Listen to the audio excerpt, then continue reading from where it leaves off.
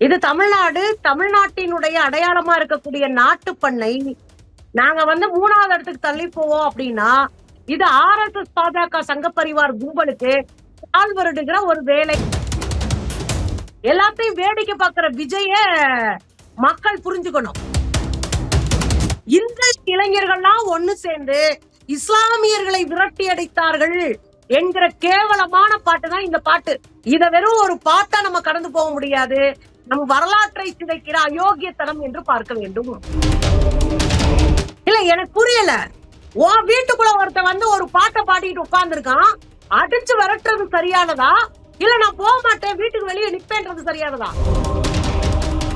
அப்பா ஒருத்த சொல்லிடுவான், உடனே கைய கட்டிட்டு சொல்லுங்க எஜமா, நிக்கிறதுக்கு எதுக்கு ஒரு அரசு?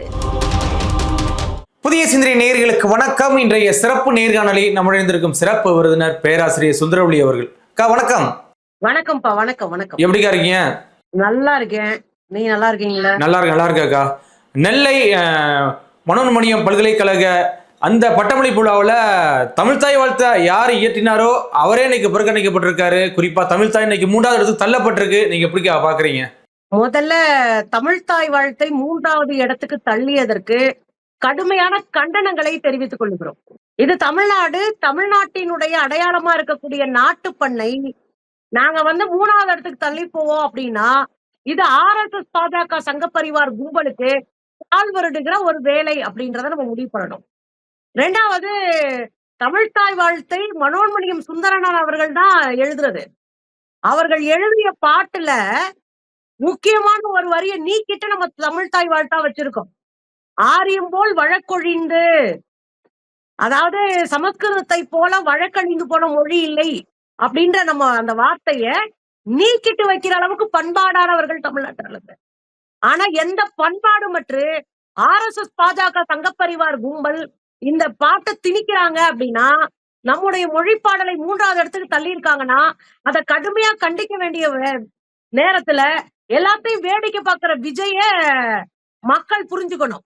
மொழி வாழ்த்தையே ஒழுங்காக கொண்டு வந்து செலுத்தக்கூடிய ஒரு வேலையை RSS கும்பலுக்கு அடிபணிந்து விட்டு கொடுத்திருக்கிறது இந்த விஜய் அரசு அப்படின்னு நம்ம பாக்குறோம். இன்னொரு விஷயம், இது தமிழர்களுக்கான இழிவு. தமிழ்நாட்டு மக்களை 2ஆம் கட்டமாக நகர்த்துகிற ஒரு கேவலமான செயல் அப்படின்றதையும் சேர்த்து நம்ம பதிவு பண்ணணும். தொடர்ந்து RSS பாஜக சங்கப்பரிவார் கும்பலுக்கு அடிபணிகிற விஜய் இன்றைக்கு எங்கள் மொழி வாழ்த்து பாடலை 3வது இடத்துக்கு தள்ளி இருக்காரு. இதுல இன்னொரு முக்கியமான விஷயம் என்னன்னா, பங்கிம் சந்திர சாட்டர்ஜி எழுதின வந்தே மாதரம் பாடலை முதல் கொண்டு வந்து திணிக்கிறது இருக்குல்ல, யாரு பாட்டை எங்க திணிக்கிறதுன்னு ஒரு கேள்வி இருக்குல்ல. 150 வருஷம் ஆச்சு வந்தே மாதரம் பாடல் எழுதினாங்க. வந்தே மாதரம் பாடலை இந்த நாட்டின் ஒற்றுமைக்கு எதிரான பாடல். ஆனந்த மடம் என்கிற நாவல்ல பங்கிம் சந்திர சாட்டர்ஜி வங்க மொழியில் எழுதின ஒரு நாவல். இந்த ஆனந்த மடம்ன்ற நாவல்ல இந்த இளைஞர்கள்லாம் ஒண்ணு சேர்ந்து இஸ்லாமியர்களை விரட்டி அடித்தார்கள் என்கிற கேவலமான பாட்டு தான் இந்த பாட்டு. இதை எப்படி பகுத்தறிவு கொண்ட தமிழ் சமூகம் ஒத்துக்கும்? இதை எப்படி நம்ம ஏத்துப்போம்? இது எப்படி சரியானதா இருக்கும்? இந்த நாட்டுல விடுதலைக்காக தங்களுடைய ஒட்டுமொத்த பொருளாதாரத்தையும் வாழ்க்கை இழந்து துள்ளிக்க படுகொலை செய்யப்பட்டவர்கள் இஸ்லாமியர்கள். முதல் இந்திய விடுதலை போராட்டத்தில் 1.5 லட்சம் இஸ்லாமியர்கள் படுகொலை செய்யப்பட்டாங்க. அந்த போராட்டமே முகலாய மன்னருடைய கடைசி மன்னர் பகதூர் ஷா அவர்களுடைய தலைமையில் நடந்தது. என்ன மறைக்க பாக்குறாங்க இந்த கும்பல்? இத வெறும் ஒரு பாட்டா நம்ம கடந்து போக முடியாது. நம் வரலாற்றை சிதைக்கிற அயோக்கியத்தனம் என்று பார்க்க வேண்டும். ஆனா தாவைக்கா சேர்ந்த சட்டமன்ற உறுப்பினர்கள், அமைச்சர்கள் யாரும் இதுல கலந்துக்கலையா? புறக்கணிச்சிருக்காங்கல்ல. இல்ல, எனக்கு புரியல. உன் வீட்டுக்குள்ள ஒருத்த ஒரு பாட்டை பாடிட்டு உட்கார்ந்து இருக்கான். அடிச்சு விரட்டுறது சரியானதா, இல்ல நான் போக மாட்டேன் வீட்டுக்கு வெளியே நிப்பேன்றது சரியானதா? இது என்ன மாதிரியான அணுகுமுறை? ஏன் வீட்டுக்குள்ள கொஞ்ச நாளைக்கு முன்னாடி முதலமைச்சர் ஸ்டாலின் அவர்கள் பதவியேற்ற காலம் அன்றைக்கு ஒரு பொதுத்துறை நிறுவனத்துல தமிழ்தாய் வாழ்த்து பாடணும் போது நிறைய அதிகாரிகள் உட்கார்ந்துகிட்டே இருந்தாங்க. தமிழ்தாய் வாழ்த்துக்கு எழுந்து நின்று அவங்க பாடல. உடனடியாக அரசு என்ன பண்ணுச்சு? ஒரு தீர்மானத்தை போட்டு தமிழ்தாய் வாழ்த்து தமிழ்நாட்டினுடைய நாட்டுப்பண், அதற்காக எல்லாரும் எழுந்து நிற்க வேண்டும் என்று சொன்னாங்க. இதே மாதிரி பல இடங்கள்ல தமிழ்தாய் வாழ்த்து பாடாம போகணும்ன்றதுக்காக நம்ம ஐயா RN ரவியை என்ன பாடுபடுத்தணும்னு உங்களுக்கு தெரியும். 3 வருஷம் தமிழ்நாட்டினுடைய சட்டமன்றத்துக்குள்ள அடித்து விரட்டப்பட்டார் ஆர்.என். ரவி. எதுக்காகன்னு சொல்லுங்க. முதல்ல எடுத்த உடனே நாட்டுப்பண் பாடணும், தேசிய கீதம் பாடணும், அடுத்துதான் தமிழ்தாய் வாழ்த்து பாடணும்னு சொல்லும் போது அதெல்லாம் முடியவே முடியாது, வேற எங்கேயாவது வச்சுக்கோங்க அப்படின்னு ஆளுநர் பேசியதே அவை குறிப்பிலிருந்து நீக்கப்பட்டு 8 நிமிஷத்துக்குள்ள ஆளுநருக்கு எதிராக தீர்மானம் நிறைவேற்றப்பட்டு ஆளுநர் அடிச்சு ஓட விட்ட சட்டசபை தமிழ்நாட்டுல. மொழிக்கான போராட்டத்துல 200 பேர் செத்தது தமிழ்நாட்டுல மட்டும்தான். அப்ப என் மொழியை இழிவுபடுத்துவீங்க, என் மொழி வாழ்த்து பாட்டை கடைசி தள்ளுவீங்கன்னா வேடிக்கை பார்க்கிற கோழைகள் விஜய் கட்சியில இருக்கிறவங்க. இதுக்கு அவங்க எல்லாம் ஒட்டு போடுறாங்க. ஆதவர்ஜுனாலாம் சொல்றாரு, அது மேலிடத்துல இருந்து, அதாவது ஒன்றிய அரசு வழிகாட்டுதல் சொல்லி இருக்கு. என்ன வழிகாட்டுதல் ஒன்றிய அரசு தமிழ்நாட்டுக்கு சொல்லும்? நான் தெளிவாவே கேட்கிறேன். அங்க இருக்கிற கவர்னர் வந்தாருன்னா கவர்னர் பங்கேற்கக்கூடிய மீட்டிங்ல முதல்ல நாட்டு பண்ணும், 2வது இந்த வந்தே மாதரமும், 3வது தமிழ்தாய் வாழ்த்துன்னு ஒரு வழிகாட்டுதல் செஞ்சிருக்காங்க. அது ஒண்ணும் சட்டம் கிடையாது, வழிகாட்டுதல் தான். அதை ஏத்துக்கணும்ன்ற அவசியம் ஒரு மாநிலத்துக்கு கிடையாது. என் மாநில பாடல முதல்ல பாடுறது எங்கள் தமிழ்நாட்டின் மரபு. என் மரபை அடிச்சு காலி பண்ணிட்டு, என் மரபை ஒழிச்சு கட்டிட்டு, என் வரலாற்றை ஒழிச்சு கட்டிட்டு பொய்யான போலி வரலாற்றை திணிக்கிற இந்த கும்பலை விட்டு வைக்கலாமா வேணாமா? அப்ப இதை எதிர்த்து கேட்க கூட முதுகெலும்பு இல்லாத கும்பல் இந்த கும்பல். இல்ல, அதாவது நான் தெளிவா சொல்றாரு, இது ஆளுநர் பங்கேற்கிற நிகழ்ச்சி அப்படிதான் இருக்கு அப்படிங்கிறாரு. ஆளுநர் பங்கேற்கிற நிகழ்ச்சியாதான் ஆளுநர் அடிச்சு ஓட விட்டோம். ஆளுநர் பங்கேற்ற நிகழ்ச்சிகள் எல்லாம் தமிழ்தாய் வாழ்த்தா முதல்ல பாடப்பட்டது. என்ன புதுசா உங்களுக்கு? உங்களுக்கு முதுகெலும்பு இல்லைன்னு சொல்லுங்க. RSS பாஜக சங்க பரிவார் கும்பலை எதிர்த்தா உங்க 41 பேரை கொன்ன கேஸ் மேல வந்து நிக்கும். உங்களை உண்டில்லன்னு காலி பண்ணுவாங்க. சிபிஐ கிட்ட போய் சிக்கி இருக்கீங்க. உங்களை பாதுகாத்துக்கிறதுக்காக எங்க மொழி வாழ்த்து பாட்டை நீங்கள் இங்க அபகரிச்சுட்டு எங்க வாழ்த்து பாடலை இழிவு பண்றதுக்கு வழிவகுத்திருக்கீங்க. இதுல எங்கேயாவது மொழி வாழ்த்து பாடலை கட்டாயம் பாடணும்னு சட்டம் ஏற்றிருக்காங்களா?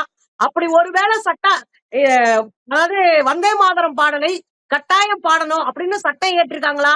ஒருவேளை சட்டத்தை ஒன்றிய அரசு இயற்றினாலும் எதிர்த்து நிக்க வேண்டியது தமிழ்நாட்டின் கடமையா இல்லையா? அப்ப ஒருத்தன் சொல்லிடுவான், உடனே கைய கட்டிட்டு சொல்லுங்க எஜமா நிக்கிறதுக்கு எதுக்கு ஒரு அரசு? கேவலமா இல்ல? ஆனா இதே திமுக அரசு இதே தவறுதான் பண்ணுச்சு. கலைஞருடைய படத்திறப்புலாவுல முதல்ல ஒழிக்கப்பட்டது தேசிய தான் ஒழிக்கப்பட்டது. அப்ப மட்டும் நீங்க பண்ண சரியானு கேக்குறாங்கல்ல தாவேகா தரப்பு.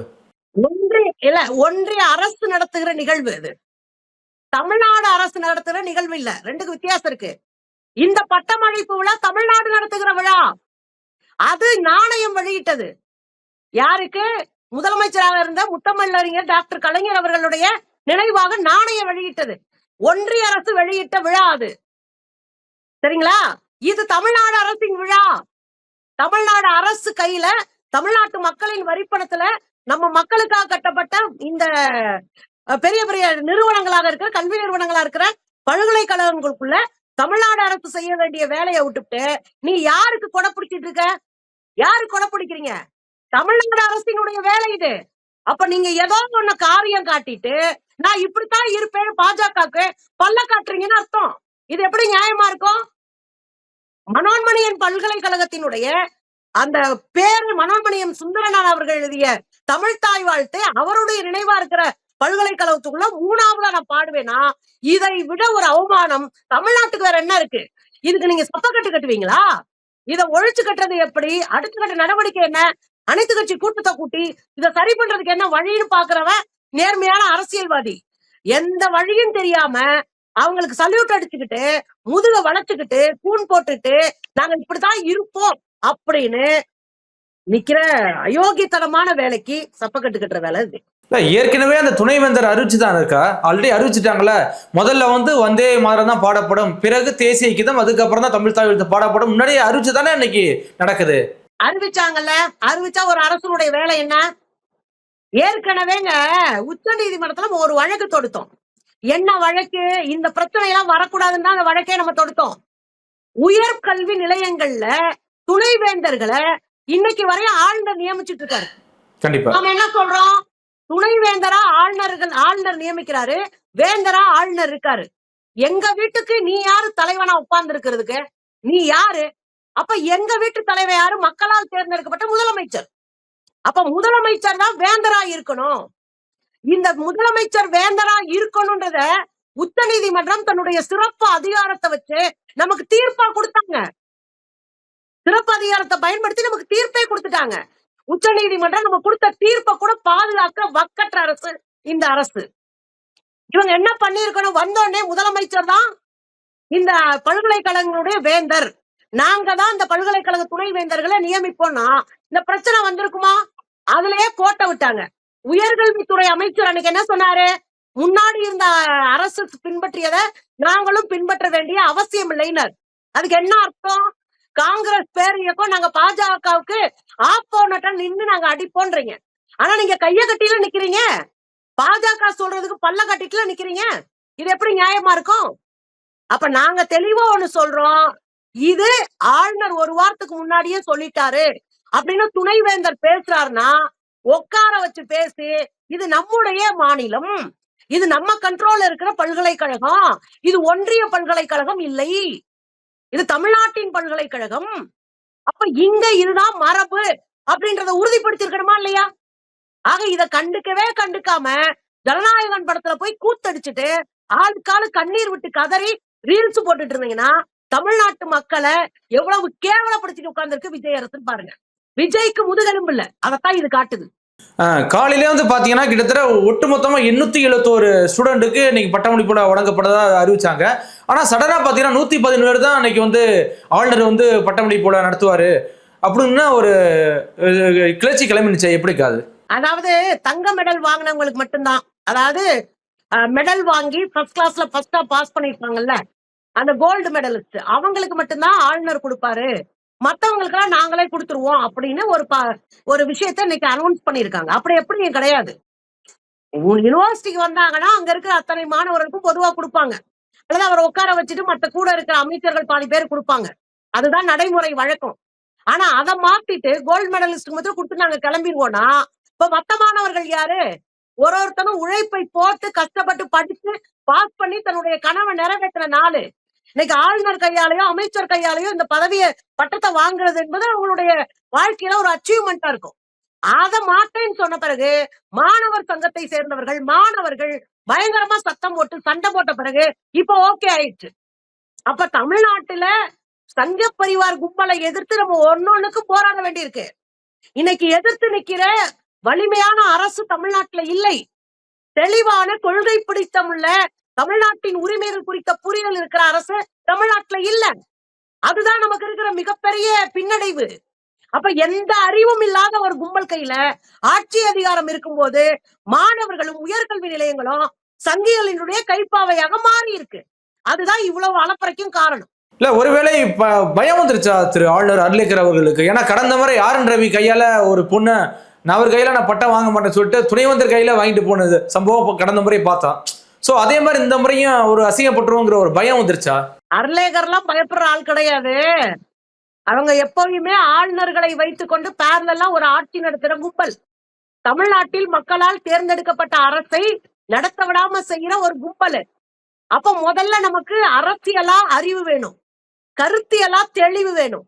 இந்த ரெண்டும் இல்லாம எவனோ எழுதி கொடுத்த வசனத்தை பாடிட்டு பேசிட்டு ஒரு தற்கொலையா அப்படி கையை கட்டி நின்றுகிட்டு இருந்த ஒரு கும்பல் கையில நம்ம இந்த தமிழ்நாட்டை கொடுத்துட்டோம். அதனால ஆளுநருக்கெல்லாம் பயமே கிடையாது.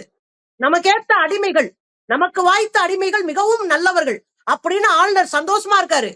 இன்னும் சொல்ல போனா சட்டமன்றத்துக்குள்ளேயே தமிழ்தாய் வாழ்த்த 3ஆவதா பாட வச்சுட்டாங்க. சட்டமன்றத்துக்குள்ளேயே தமிழ்தாய் வாழ்த்த காணாமாக்கிட்டாங்க. அப்புறம் என்ன, இன்னைக்கு பட்டமளிப்பு விழா தானங்க, அதெல்லாம் பாத்துக்கலாம், சமாளிச்சுக்கலாம், நம்ம பசங்க ரொம்ப நல்ல பசங்க அப்படின்னு தட்டி கொடுக்கிற நெஞ்சழுத்தம் உள்ளவர் தான் ஆளுநர். அதனால பயந்தெல்லாம் ஓடல.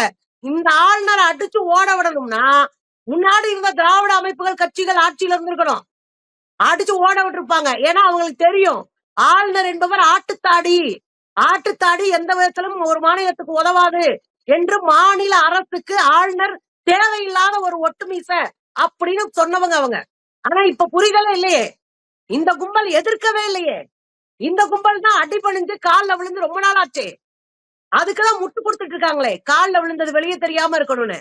அதனால இவங்களெல்லாம் பார்த்து ஆளுநர் பயப்பட வாய்ப்பே கிடையாது. ஆளுநருடைய பங்காளி தான் விஜய். கண்டிப்பாக்கா தொடர்ச்சியா சந்திப்போம். மிக்க நன்றிக்கா. மகிழ்ச்சி ரதம்.